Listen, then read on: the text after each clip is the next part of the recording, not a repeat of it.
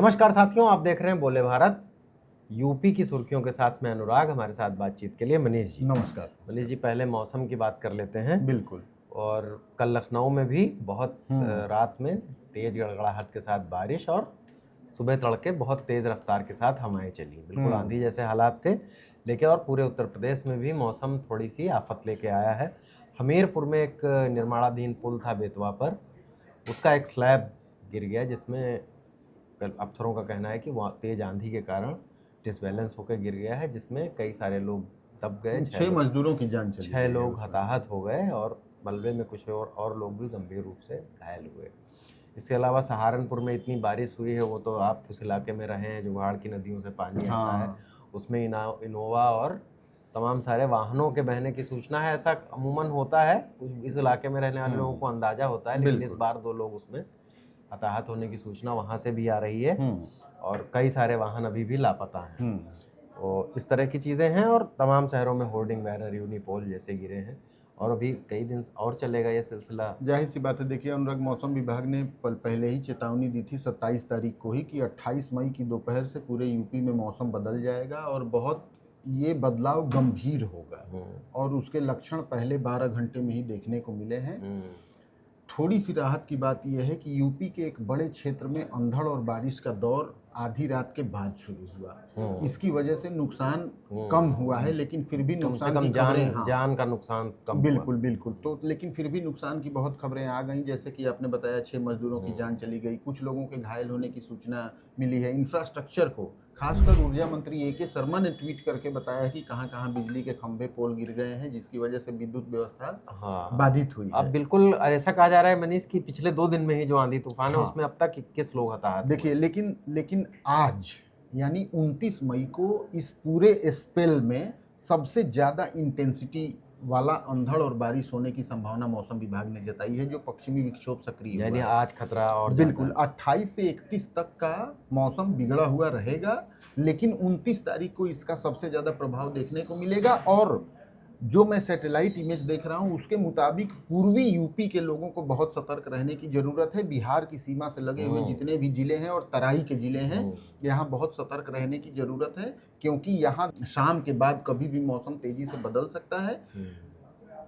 सबसे बड़ी बात यह है कि तापमान से राहत मिली है, तपिश से राहत मिली है। 10 डिग्री के आसपास दिन का अधिकतम तापमान कम हुआ है, लेकिन उसी जिस अनुपात में हमें राहत मिली है उस अनुपात से ज्यादा आफत वाली बात है। वो तो कहिए कि इस समय खेतों में कोई फसल नहीं खड़ी है, नहीं तो आप सोचते कि इस नुकसान का अंदाजा लगाया जा सकता है। 90 किलोमीटर प्रति घंटा की हवाएं, उसका क्या ही हाल है। बिल्कुल बिल्कुल। तो कोई फसल नहीं खड़ी है। अभी धान की रोपाई के लिए नर्सरी वर्सरी तैयार करने का सिलसिला शुरू होगा, लेकिन 29 तारीख को मौसम खराब होगा, यानी आज 30 तारीख को, 31 तारीख को, 1 तारीख को, 2 तारीख से मौसम सूखा हो जाएगा।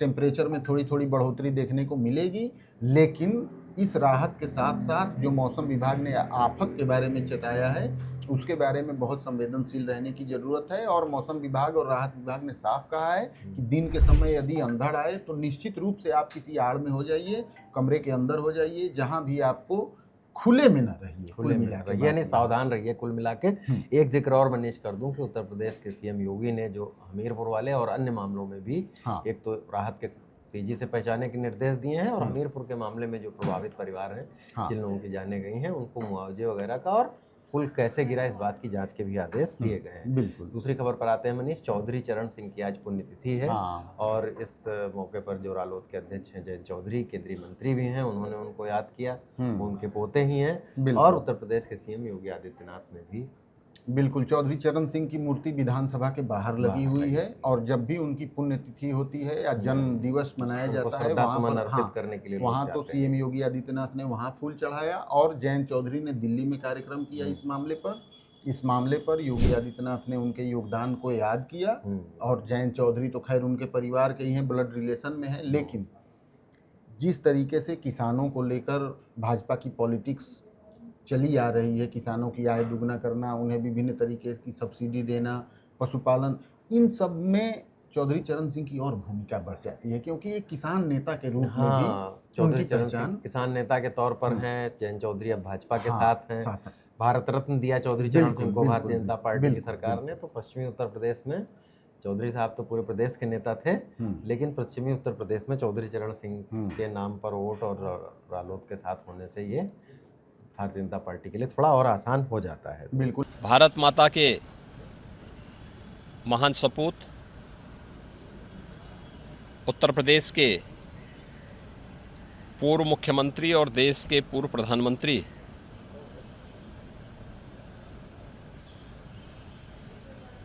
किसानों के मसीहा भारत रत्न चौधरी चरण सिंह जी की आज पावन पुण्यतिथि है। इस अवसर पर चौधरी साहब के स्मृतियों को नमन करते हुए पूरे प्रदेशवासियों की ओर से मैं उनके प्रति विनम्र श्रद्धांजलि अर्पित करता हूं।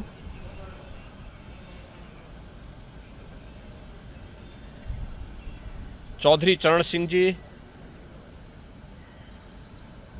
का जन्म इसी उत्तर प्रदेश की धरती पर 23 दिसंबर 1902 में हुआ था।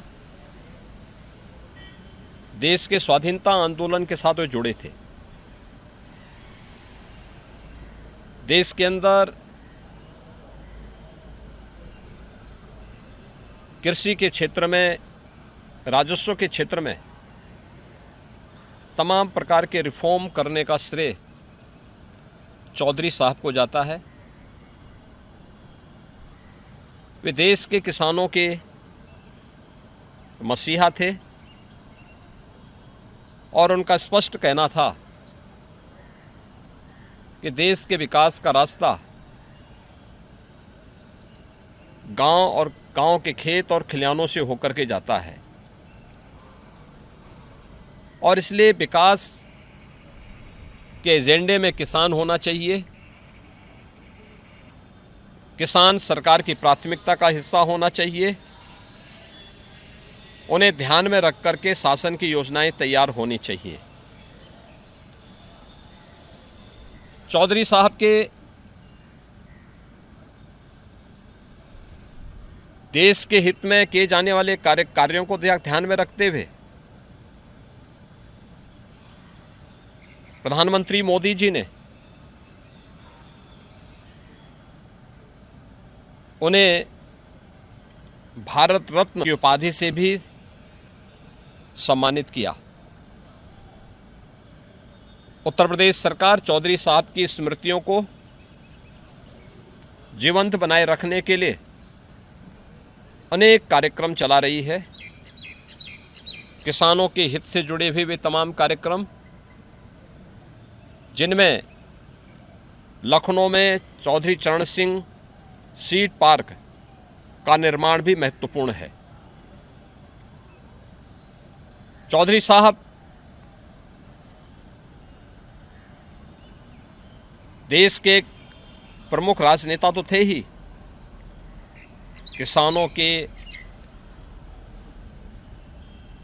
मसीहा के साथ ही उन्होंने देश और समाज के लिए एक महत्वपूर्ण योगदान दिया था। 29 मई 1987 को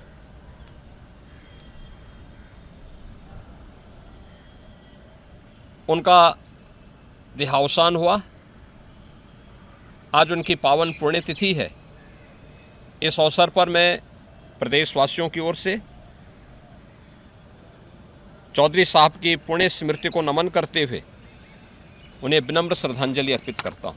भारत रत्न चौधरी साहब को आज पूरा देश याद करता है। हम सब ने सामूहिक तौर से किसान घाट पे आके उन्हें श्रद्धांजलि अर्पित की है और ये वो क्षण होते हैं जो हमेशा स्मरणीय होते हैं। यहाँ आके प्रेरणा मिलती है, यहाँ आके कुछ शांति भी मिलती है लोगों को और अंदर ही अंदर जो कुछ भी भूचाल चल रहा होता है मन में वो शांत होता है। तो यज्ञ भी किया क्योंकि चौधरी साहब हमेशा आर्य समाज के और यज्ञ के को बढ़ावा देने में उनकी एक बड़ा भूमिका थी। हर मंच पे वो उन बातों को कहते थे भारतीय संस्कृति के संबंध में और जो वो सुधार लाना चाहते थे देश में। अगली खबर पर आते हैं मनीष। उत्तर प्रदेश के वित्त मंत्री सुरेश खन्ना आज फिर ई रिक्शा में दिखे। हाँ हाँ बिल्कुल। वो देखिए, उनका पिछले 2-3 हफ्ते से ये कार्यक्रम चल रहा है। वो अपने आवास से ऑफिस जो है ई रिक्शा से ई रिक्शा से आते जाते हैं। उनके साथ उनका एक नुमाइंदा होता है, फाइलों का गट्ठर पूरा लेके वो पहुंचते हैं और उसका एक बड़ा शानदार वीडियो भी जारी किया गया है सुरेश खन्ना के पहुंचने का। और उन्होंने ये बताया है, देखिए जिस तरीके से बाकी अन्य लोग पिछले दिनों कर रहे थे और एक दिन रस्मी तौर पर किया और छोड़ दिया, सुरेश खन्ना ने उसको ब्रेक किया है। उन्होंने एक कंटिन्यूटी दिखाई है अपने इस उद्देश्य के पीछे कि महज एक दिन नहीं है, हाँ, हम हाँ। वाकई में बचा रहे हैं। और उन्होंने ये बात बोली भी कि जिस तरीके से वैश्विक संकट है, फ्यूल पर इतना बड़ा संकट है, पेट्रोल डीजल के दाम भी बढ़े हैं, ऐसे में बचत ही हमारा एक सुरक्षा कवच हो सकता है। ये संदेश देने की कोशिश की है सुरेश खन्ना। और बजट के बारे में उनसे ज्यादा कौन पैसे रुपए का ख्याल रख सकता है। वित्त मंत्री यूपी के वित्त मंत्री हैं और लंबे समय से। अगली एक और खबर की चर्चा कर लेते हैं मनीष। लखनऊ में नौसेना के एक म्यूजियम का उद्घाटन कल रक्षा मंत्री राजनाथ सिंह और उत्तर प्रदेश के सीएम की मौजूदगी में होगा। हाँ, ये नौसेना ने इसको मतलब यादगार के तौर पर और तमाम अपने सारी चीज़ों के तौर पर एक म्यूजियम का रूप दिया है। हाँ, ये सुल्तानपुर रोड पे ना चक गंजरिया सिटी पहले हुआ करती थी।